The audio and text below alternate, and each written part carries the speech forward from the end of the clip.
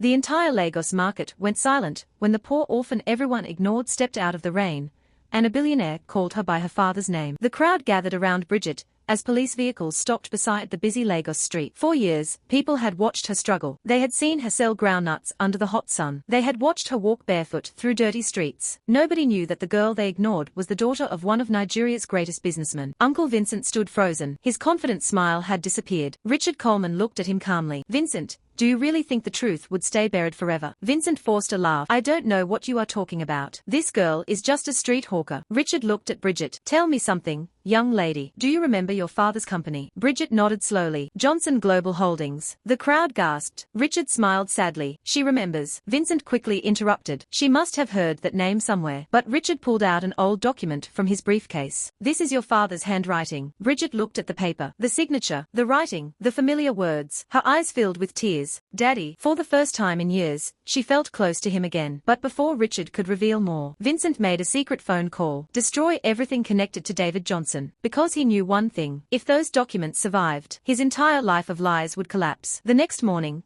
Bridget sat inside Richard's luxurious hotel suite. For the first time in years, someone asked her a simple question: "Are you hungry?" She didn't know how to answer. Nobody had asked her that before. Richard ordered food, but Bridget only took a small portion. Richard noticed. "Why aren't you eating?" She lowered her head. "I don't want to waste food." His heart broke. A child who once lived in a mansion had learned to survive on leftovers.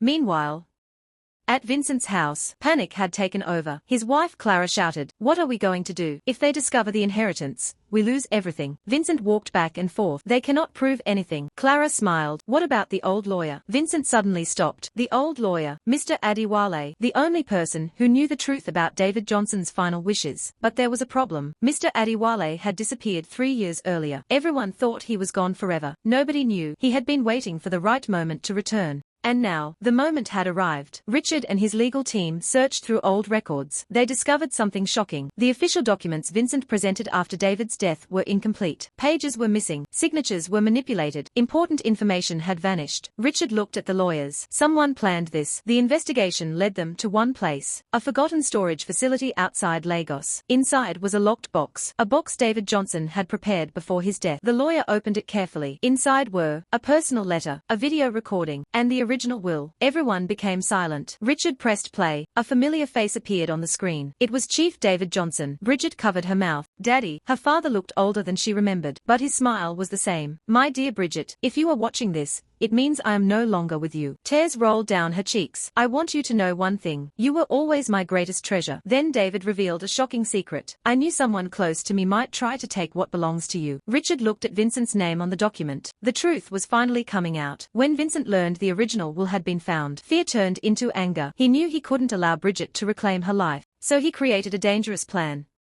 He went to the media and told a fake story.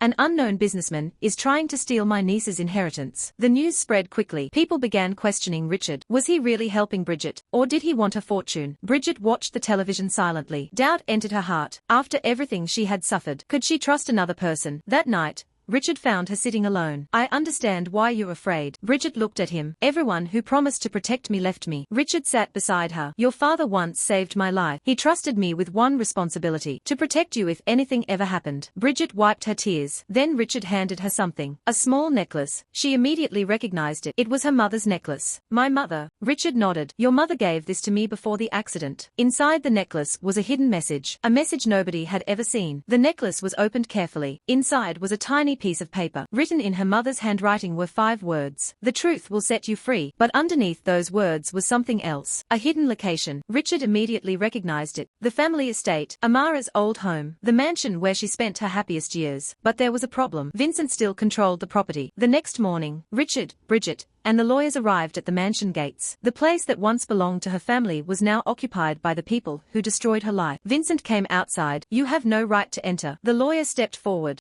"Actually, we have every right." He opened the original will. "This property belongs to Bridget Johnson." The neighbors gathered. Whispers filled the street. "The poor girl is actually the owner." Vincent's face became filled with rage. But before he could respond, a car slowly entered the compound. An unexpected person stepped out.